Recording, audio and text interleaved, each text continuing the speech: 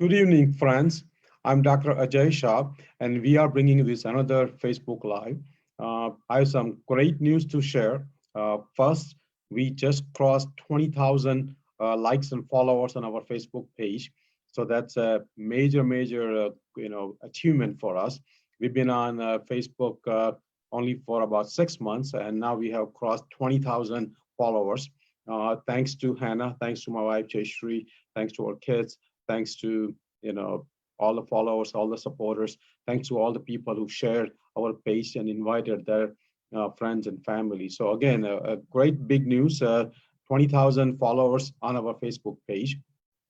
Second thing, we are bringing more guests on our Facebook Live. Today we had a great guest, Jessie Dietz, and she did a remarkable job empowering women and her own life story. So if you've not watched that live, it's already on YouTube. Healthy Living with Dr. Ajay Shah, or you can scroll on your Facebook and watch it. It's a must to see for any women who are going through any kind of hardships in life. I mean, she is definitely inspiration. We are also bringing other guests. Tomorrow we have a great guest who has revolutionized the healthy vegan movement. So tomorrow, tune for that tomorrow at 4 o'clock also. Uh, uh, we are also on Instagram. We are also starting this cooking demonstration on our Facebook Live. So, we are bringing a lot of different facets to our Facebook page. We just expanded our pillars for healthy living, healthy lifestyle. Initially, we are 6 pillars. Now we are expanding to 14 pillars. So please stay tuned for those 14 pillars. They're already on our Facebook page. Scroll through it, and you'll be able to see all the 14 pillars of a healthy lifestyle, which I kind of come out with myself. And I believe in all 14 pillars, and we're going to be promoting all 14 pillars on our page. So that brings to tonight's Facebook Live. We are going to continue our segment 2 of women empowerment. I already did a segment 1, which is already on YouTube. So if you have not watched it, please watch segment 1. It's about 25 minutes long. I think, in my opinion, it's a must watch for a women who are trying to, uh, advance in her life, and also going through many struggles which we all go through. Um, Obviously, I'm not expert uh, uh, psychologist. I'm not expert policymaker. I'm not expert on women health because I'm a cardiologist. But at the same time, I sincerely believe that all of us, both men and women, and doctors and non-doctors, and any person of uh, any qualification has a qualification to has a knowledge to advance the woman cause and woman empowerment. So I'm doing my humble duty to help women and empower more women. So my some of my talk has come from reading books, taking care of many women patients. Obviously, from my experience with the women, including my wife, our daughter-in-law, my mom, many of our other women family members, and many of our women friends, and also many women co-workers. So my experience, obviously, is going to be somewhat, based on what I have learned. So please forgive me if I don't cover all the topics in women empowerment. Obviously, there are a lot of books written on it. There are a lot of YouTube videos. So I want you to, watch everything on women empowerment. In segment 1, actually, we talked about how women are treated in our society, and how there is a change happening where both men and women are, considered equal. And that change already is happening. The change is not happening rapidly, but the change is happening. We have more women doctors now. We have more women pilots now. We have more women uh, astronauts now. We have more women soldiers now. We have more women senators now, and we already had a woman presidential candidate. So definitely, America is changing. We still have a inequality in terms of what women gets paid compared to men for the same type of work. But then inequality is gradually going down. So my hope is that very soon we will see men and women not just treated equally, but also consider, essential part of the society in an equal way or same way. So that's the segment one. So please watch segment one. So let's start with the segment two now. Uh, for all of us, for both men and women, it's very important that we go from external control to inner guidance. Again, external control to inner guidance. Because when we are controlled externally, many times we are not making right decisions for ourselves. We need to go with our own internal guidance. So let's start with two important, two great quotes. First one is by Albert Einstein, and he said that the world we have created is the product of our thinking, and it cannot be changed without a change in our thinking. That's by Albert Einstein. And second great quote is from Norman Cousins, that belief becomes biology. The reason I want to say this thing is because we have been brainwashed.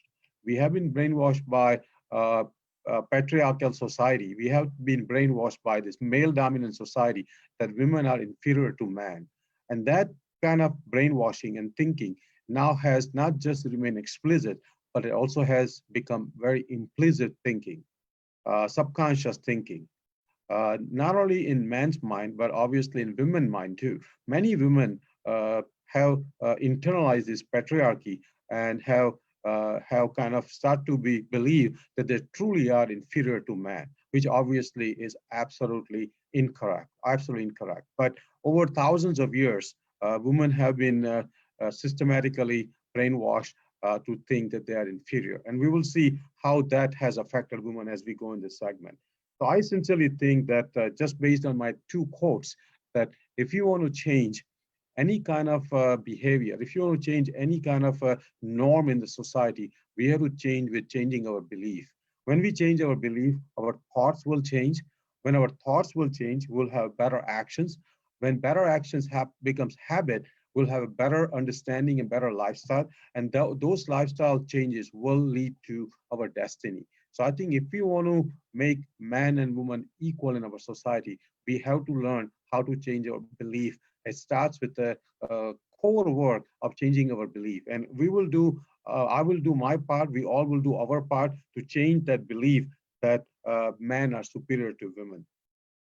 Uh, uh, Actually, we have to not only help women to start changing their thinking, they're inferior to man, but we also need to help our society, spouses, parents, and pretty much every person to think that man and women are equal.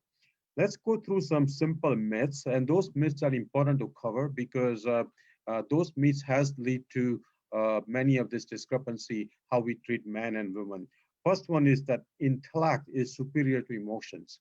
So again, most of us think that if somebody is very smart, that person will be very successful. Somebody has high intelligence, high IQ, that person will be very successful. But that's been proven wrong now. So we know now that both IQ and EQ both are important. EQ is the emotional quotient, how we are good with our relationship, our social behavior, our empathy score. Those things are as important as having a high IQ. And there are books written on it, so we all know the IQ and EQ both are important. There are other quotients also. One is a social quotient, another one is a adversity quotient. All those things are very important. We'll be talking about it some other time. The second myth is that mind and spirit are superior to the body. Many of us think that our brain controls our body, but that's not necessarily true. Brain and mind uh, uh, uh, and body are a two-way street. As much mind controls body, body controls mind. And there are a lot of scientific proof now that a lot of the gut hormones, a lot of the peripheral actions can control how the mind will behave.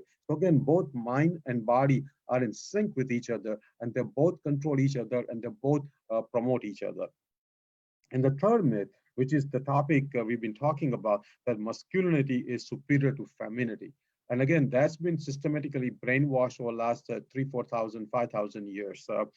In my opinion, every human, every person, even for that sake, every animal, but definitely every human has both sides. masculine side and feminine side. So every human has a both sides. And again, in my opinion, the masculinity and femininity should not be defined by physical organs of the body. It should be defined by the characteristics of a person. For example, I have many qualities of a feminine quality, and I have obviously some qualities of a male. So I think we all have both kind of qualities, and that needs to be appreciated. That needs to be cherished. That men and women have both feminine and masculine quality. If we start to think that way, then this gap between thinking the man is superior to woman will start to gradually go away because then we value both masculinity and femininity. So again, those are the three myths I covered. The reason for covering those three myths, because all those three myths have systematically led to people believe that man is superior to woman. This view that the man is superior to women is actually only about 5,000 years old. Before 5,000 years, from many scriptures, from many uh, uh, archaeological data, it's been proven that man and woman both work side by side, both were respected equally. Matter of fact, many of the older religions, 5,000 years before, have many women goddesses. Like, for example, in Hindu religion, there are equal importance to given to both a male god and a female god. So those things are always around. It's just last 5,000 years because of a selfish motivation of a male gender, male society. We've been systematically brainwashed to believe that that female are inferior to man. And that was obviously very selfish act on men's side, and that has caused a lot of suffering of women for last 5,000 years, and we will change that. Uh, Obviously, there were always exceptions to that rule over the last 5,000 years. I know many men, both historically and as well as from my personal experience, who actually believe that man and woman are equal. My dad is one of them. So I think I'm one of them. I equally feel that man and woman are equal. So I think there are exceptions, but at the same time, by an average in our society across the world, most men think that they are superior to women, which obviously is absolutely incorrect. Uh, Actually, many Middle Eastern countries and even Afghanistan and many other countries still consider women as a property of man, and that's just an absolutely shameful and absolutely horrifying and horrific. That needs to change. That needs to completely eliminate it as soon as possible. Uh, Matter of fact, this systematic brainwashing has led many women, many educated women, many women who are very nice at heart, many women who believe in woman empowerment, but many times the same woman actually, when she gives birth to a female child, many times she says to her husband, honey, I'm sorry. And again, that is an absolutely a shame for a woman to say that because that woman has been brainwashed by society, by people around her. So that needs to change, and we will change that. Uh, uh, Actually, mainstream media, which controls news, controls all the social media, is pretty much controlled by man. And obviously, men have other men's interests at their heart, and they're always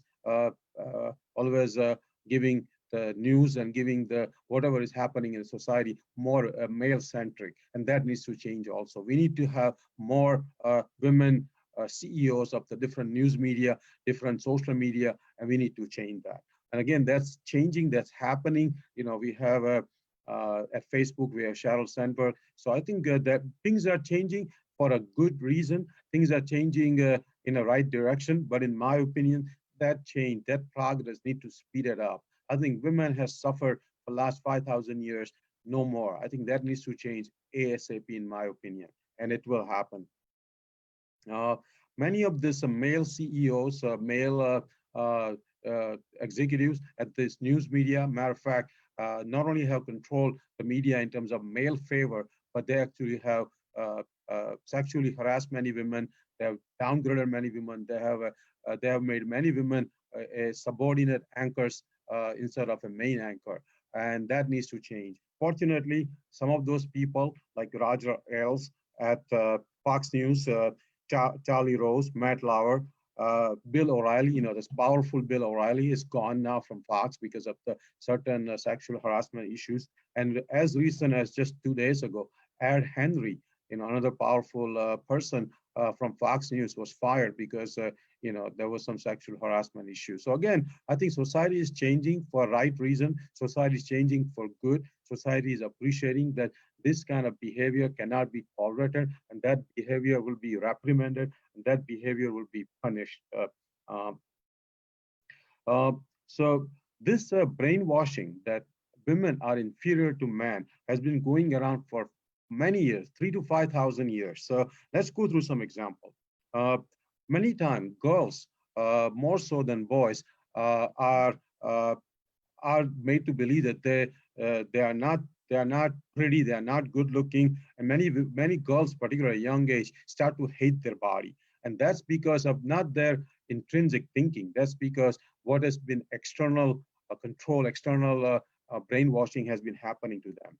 There's a lot of weight shaming going on girls, young girls. As a matter of fact, half of the girls at age 10 think that they are overweight, which is so shameful. Half of the girls at age 10 think that they are overweight. 25% of girls at age 7 say that they are on diet. At age 7, that's a really, really scary statistic. And half of the girls at age 15 want to lose weight and wants to be lean. Again, that's really shaming the way, shaming the body, and that needs to change. It happens more so with girls than actually the boys. Uh, Next example is that women are many times made to believe that they need to apologize more than men for the similar action and similar behavior. That's also another example of putting women down. Why would a woman need to apologize more for the same action or same kind of event happening? I think that everybody should be treated equally for their behavior, for their action. Uh, Many women actually believe that it's almost like a sin to be born as a woman, almost like a sin. So again, that's such a powerful emotion a woman has to go through to say that it's almost a sin to born as a woman. Uh, and actually, 70 the statistics says that 70% of women have internalized their thinking, and they have implicit thinking that they are actually inferior to man. It's a very, very scary, very grim statistic. 70% of women are made to think, made to believe that they are inferior to man. That obviously needs to change because that's completely incorrect statement. Um, Unfortunately, many women suffer from Stockholm syndrome, we call it. Many of you have heard about it. Stockholm syndrome is the one where a person actually starts liking and loving the person who is actually keeping the person captive and torturing. And same way, many women actually are starting to, implicitly accept that they are inferior, and they're actually starting to, appreciate the man more so, while actually they should be resisting that kind of brainwashing. Um, this problem also has been partly compounded because there are many women who have gone against their own feministic movement. They have actually put other women down. They have criticized many women who are trying to create an equal role of man and woman. And those women, I think, in my opinion, are putting other women down. But that's changing. Sisterhood movement is happening now. I think all women are getting together. They're getting stronger as a group, and they are asking for a right in a right way for their own rights, their own claims. Unfortunately, America doesn't stand even today in terms of man and woman equal. Uh, Many European countries have much more progress and advance compared to America when it comes down to treating man and woman equal. Actually, America was way far behind in giving voting rights to women in 1920. Many other countries gave voting rights to women 50, 75, 100 years before America gave. So I think we need to speed up the process in America, where I live. Some of our followers are outside America, some of them are in Europe, some of them are in Africa. So I think every country we need to push this movement to make man and woman equal. Uh,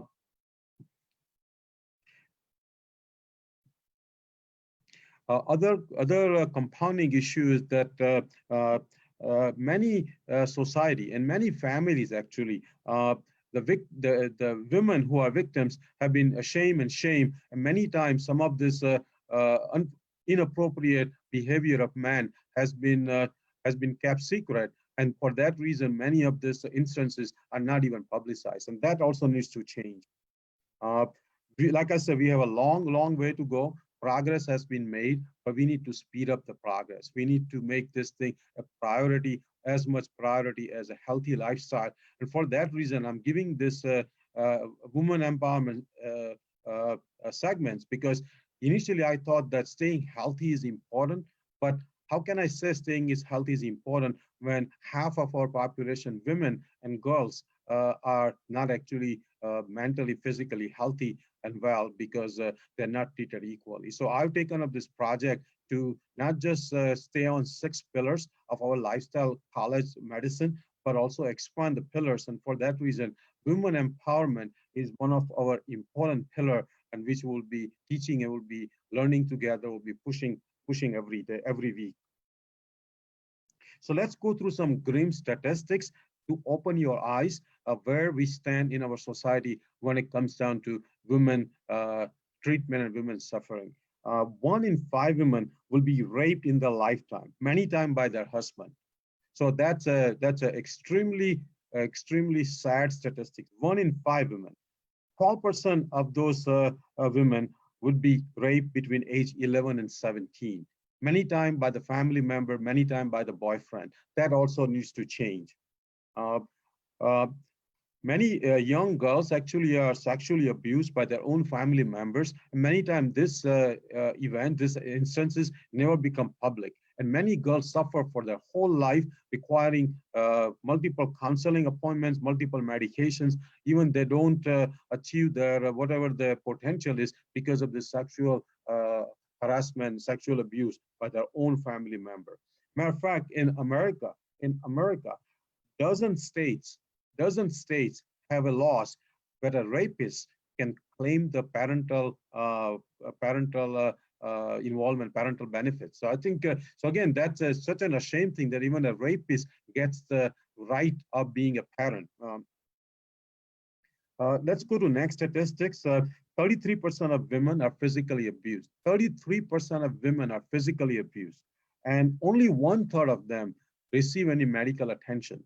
So 33%, so 11% get medical attention. 22% actually never get any medical attention or medical care. So many women keep suffering in the relationship with the physical abuse. And matter of fact, even today, only 10% of doctors ask a woman about any kind of domestic violence. In my opinion, that question should be as simple as asking one time that, are you suffering from any kind of violence at home? That one question asking will change many women's life. I think that should be a protocol, in my opinion, because domestic violence is a major issue all across the world, even in America, and that question needs to be asked routinely by all primary care physicians, by all the physicians, at least the primary care physician and OBGYN to their women patient that do you have any domestic violence at home? The next example is that in the world, I think a lot of people in the world, there is illiteracy, and out of all the illiterate people in the world, 2/3 are women. So out of all the illiterate people in the world, 2/3 are women. That obviously is a wrong statistic, because that needs to change. That's an unhealthy statistic. That's what I meant. That's an unhealthy statistic, and that needs to change. I think if a society wants to educate anybody, it should be educated both men and women equally. Many societies actually, some of the basic rights are not given to a woman compared to man. I think including food, water, shelter, and many times women are considered like a second-class citizen. Next, a grim statistic, a grim example is that about 20 million women worldwide are into sex trafficking. And many times, many young girls are also in sex trafficking. And 2 million out of this 20 million, sex trafficking happens before age 16. That's obviously a very unfortunate thing to a young girl to happen. All the dreams are shattered, all the education, all the advancement, all the career, that's all been shattered. That needs to change. Um, is also another major concern that about 3 million people get genital mutilation. That genital mutilation also needs to be stopped, and that's not necessary. It was considered, a practice, but in my opinion, again, I'm not the expert, health expert on it, but as I understand, that practice is not necessary anymore. Even in America, there are some cases of genital mutilation. Uh, Also, another grim example is that many societies, including in India, when a woman is pregnant, there's a sex determination of the baby in the uterus, and if the baby is female, abortion is completed. So again, that's another sad thing for society to go through. In India, it's illegal to do an ultrasound of a pregnant woman to know the gender of a baby, but also a lot of families still go through that illegally, and a lot of uh, uh, women fetuses are aborted. So that also needs to stop. Uh, there are also 5,000 honor killings. So a woman is killed by a family member, either because a woman has done certain behavior or had a certain relation with a man or so, or has complained about certain treatment of the women, or maybe that woman was sexually abused by the family member. And many times, to cover up the crime, many of the honor killings have happened also. Also, another grim statistics is that 100 million marriages in the world happen before age 18. So essentially, these are wedding teenage marriages. And again, we all have realized now that girls' education, both girls and boys' education is very important. Going through the college has a significant amount of benefits. And many of these young girls, they get married at 15, they're thrown into this lot of this responsibility. Many times they are made pregnant and they are mom by the time they are 16, 17 years old. And all their time and all their energy has been expanded into just taking care of the family. That also needs to change. Obviously, I'm not saying that women should not get married early. I'm saying that there should be some balance of what age is the right age. In my opinion, that age is at least 18, if not 20 or 21. Next example is that out of all the HIV patients, women are twice more than men in terms of HIV positive. Um, the good news is that things are changing. Progress is being made. There are many more committees and councils, both at the government level, at WHO level, are happening, which are empowering women, which are giving more grants to women advancement. So things are changing, but we need to do more. We need to fund more of these causes. We definitely need to speed up the process. So let me repeat the quote, what I said last segment, the first segment, and that quote, I think it should be on everybody's phone. That quote should be read by everybody few times a month. So let me read that quote. This quote is by William Golding, a Nobel Prize winner. He says that I think women are foolish to pretend that they are equal to man. Women are foolish to pretend that they are equal to man. They are actually far superior and always have been. They are far superior and always have been. Whatever you give a woman, she will make it greater. If you give her a sperm, she will give you a baby. If you give her a house, she will give you a home. If you give her a grocery, she will give you a meal. If you give her a smile, she will give you her heart. She multiplies and enlarges whatever is given to her. So that's a great quote that, in my opinion, women probably are not just equal, but possibly even superior. And I've experienced that personally myself, and I believe in what William Golding is believing also. Uh, uh, Let me also tell you that conditions for women are still very depressing in our society. Many women actually numb their emotions, making them feel that they are inferior by just overworking, thinking that by working extra, they will catch up to the man, or providing overcare, both at home and outside. Many times getting into drug addiction like smoking, alcohol, drug abuse, overeating, and all those behavior are to numb the emotional trauma a woman gets by treating a woman inferior to the man. That needs to change. We need to change that. Actually, in my opinion, it's okay to claim to be equal. It's okay to ask for equal pay. It's okay to ask for equal education. It's okay to have equal number of senators, and it's okay to have a women president in America, and that we need to change. In our society, for many times for women, even sleeping 7 hours is considered a overprivilege. And many women who sleep 7 hours, which I've been promoting, the 7 hours sleep is must for every human being. Actually, when women sleep 7 hours, she's been considered lazy, not not productive enough, and she's been always ashamed. That needs to change also. And like I said many times, this kind of thinking in women's mind has become so internalized and has been made so implicit that many women start to accept what suffering they go through as a part of normal being a woman, and that needs to change. Uh, Another next example of a grim statistics, there are 2 million self-harm cases in the America, 2 million. 2 million women hurt themselves every year. That also is a shame. That needs to change.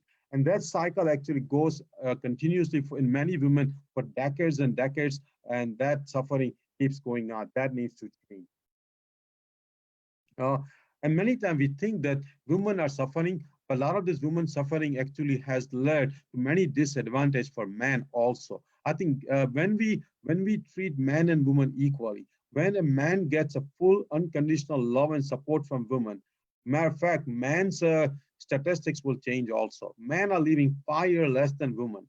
I think partly is because man is paying the price of being the dominant person, dominant people in the society, because they're not getting the support and they're not getting the unconditional love from female.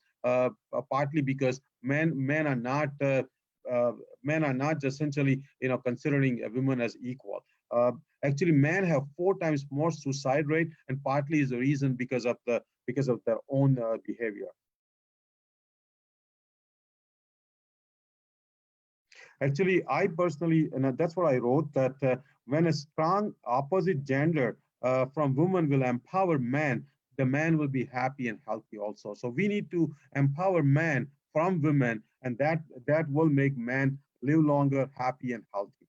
Uh, so let's discuss how this male dominant society, certain fundamental beliefs have happened, particularly in a man dominant society. Um, it's been written up that a lot of our behavior, a lot of our human behavior is to attempt to get the unmet needs. That means whatever our unmet needs are, our certain thinking, certain implicit thinking, certain behavior happens because of that reason. Uh, and in my opinion, I think man, in a selfish way, has made this a male dominant society for his own interest, for his own gain. So let's go through some belief. Number, number one belief is that we value, and I'm going to cover based on what is happening with the women health. Being a physician, I'm obviously not expert psychologist. I'm not expert in many of the women issues, but I'm going to talk about how it applies to women health. Being a physician, being a lifestyle physician. Uh, so first is that we always have loved war more than peace. Actually, for last whatever 5, 7,000 years, we always have made soldiers as our heroes more so than the people who make peace. And we have done same thing for many of our disease. We actually routinely say that let's kill the cancer. I think that kind of thinking, in my opinion, partly has the reason our healthcare system has gone in a wrong direction. We need to prevent the cancer.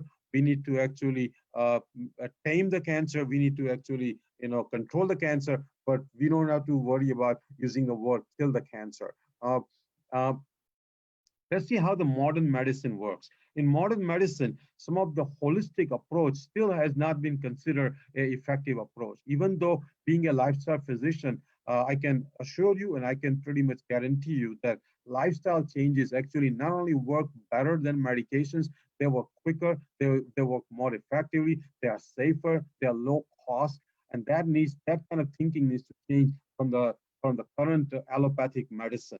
To give you an example, uh, when a woman is delivering a baby, having a doulas, which are the helper during the delivering the baby, if the doulas are there, who are very competent doulas, a person who actually guides a woman through labor, matter of fact, lowers the need of C-section, even shortens the labor time, that woman who has been tended by the doulas, they actually have higher chance of breastfeeding. And this actually turns into very healthy behavior, both in terms of delivery time itself, less number of C-sections. And if this thing happens, it can save $2 billion to healthcare system. But because this doulas is a holistic approach, still is not covered by many insurance, and many times doulas are not present at the time of the delivery. So again, this is just one example. There are many examples. For example, if I talk to a patient half an hour about nutrition, many times I don't get paid. And if I get paid, it's very small amount, like 10 or $20. But if I do a procedure, if I put a stent, I can get paid $1,000. If we do a stress test, a nuclear stress test, we get paid $1,000 or $1,500. So again, there's a very different kind of a payment system. Whatever, in my opinion, it's almost like an opposite way of doing it.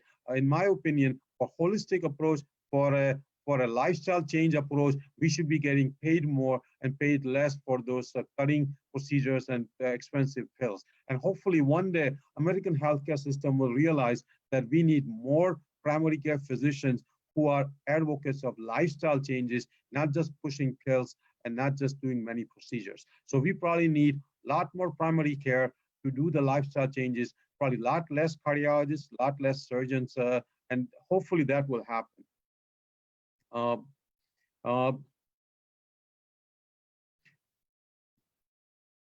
So again, the second belief is that medical science is omnipotent. That means allopathic medical science can take care of all the problems, both for men and women. That obviously is wrong. Many women actually take doctors as their God. Many women actually ask the doctor that, how am I feeling? That obviously, in my opinion, is a brainwashed system from the healthcare from top down. In my opinion, man and woman both should know their body and should know how they are feeling, how their health is, more so than their own doctor know. I don't have to ask my doctor, how is my heart health? I should know my heart health, because if I exercise and if I don't get chest pain, and if I take care of my eating, if I take care of my sleep, then my heart health would be fine. So that needs to change. We need to empower both men and women to take care of their charge of their own health, instead of keep relying on these doctors, the hospitals, and the medical system itself, which in my opinion is a sick care system, not a healthcare system.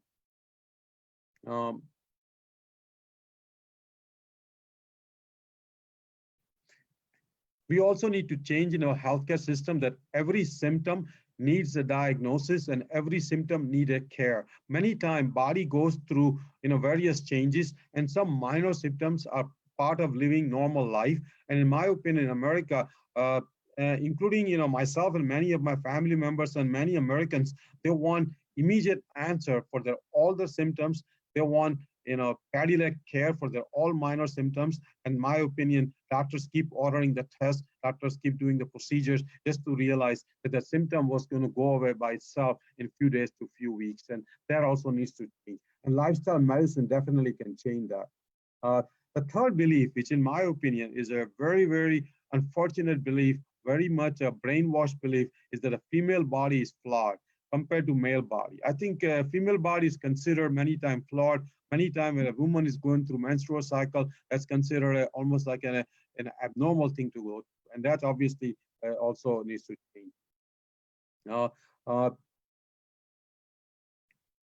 But fortunately, things are changing. To give you some statistics, in 1970, only 7% women were OBGYN. Only 7% women were obstetrician and gynecologists. Now, today in 2020, 57% of OBGYN, obstetrics and gynecologists, 57% are women. So that's a great improvement. And again, I'm happy with that number. If that number stays there, I'll be very happy. In medical school, now we have almost 50% female girls as in the student. Like our daughter is in medical school, and there are like 52% girls in her class. So let's see how women are seen in society. Many times, women are seen in society as having an emotional issue, emotional background, many times having anxiety-prone personalities, many times requiring a lot more counseling, a lot more medications. But again, that, in my opinion, is absolutely wrong labeling. both men and women, in my opinion, have equal amount of emotions. If both are raised equal way, if both are given equal opportunities, if both are educated equally, they both will have equal type of emotion. So in my opinion, we should not be labeling women as they are having more emotional issue or more anxiety or more depression than men. That needs to change also. Uh, so So what a woman herself can do. Let's cover what a woman can do.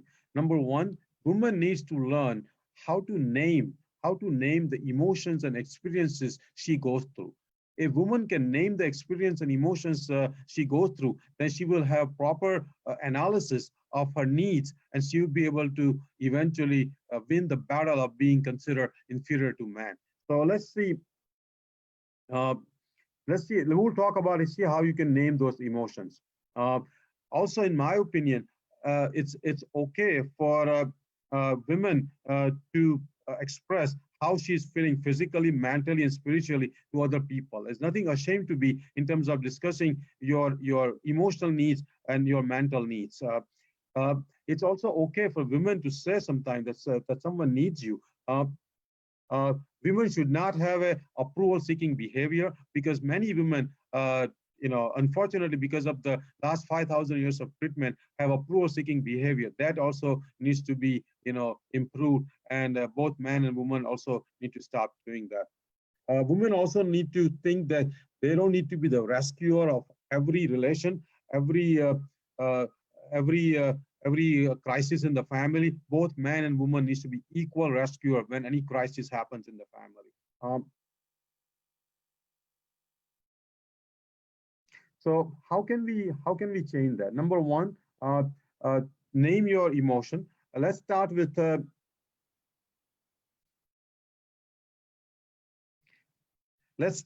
first one. First one is the blame. In my opinion, women do not need to blame anybody. Women are empowered enough, women are strong enough that they do not need to blame anybody. They can take their own charge, they can lead themselves, they can actually let go some of the toxic relations, some of the negative influences in life, and not have relation with the people. Instead of blaming, take a positive action, take a positive control of your relations, whatever necessary. Let that relation go, forget that person, forgive that person, and move on. So definitely no blaming on the women's side. That's a thing I learned for myself as a man, that I never blame anybody for what I go through. Whatever happens to me in my life is my own responsibility, and women needs to learn that, and all of us need to learn that. Definitely, denial is many times an issue. I Both men and women go through that. We need to have a reality check. We need to analyze it, and we need to change whatever is in our control, and not have any denial. Definitely not have a confusion about the situation. All Both men and women, particularly women, should be able to analyze what their needs are, what they go through, what their circumstances are, and have a clear cut game plan how to change whatever the circumstances are. So again, those are some of the naming the emotions. We will cover more in our next live. Tonight, again, I'm going to stop here. Hope you enjoyed it. This will be on YouTube in few hours. Also, watch segment 1. This is segment 2. Great news again that we have crossed our 20,000 follower on our Facebook page. So in my opinion, it's a great achievement just in mere 6 months. Uh, we are also, bringing a lot of different guests. We had a great guest today, and listen to that live on YouTube also. We have tomorrow another guest coming at 4 o'clock. Sunday, we are doing our diabetes live talk with taking questions. So again, I think let's work together. Let's support each other. Let's learn for each other. I learn, you learn, we share, ask questions, have comments, share our page with your family and friends. This movement is becoming stronger. We will be growing rapidly. We'll be pushing harder.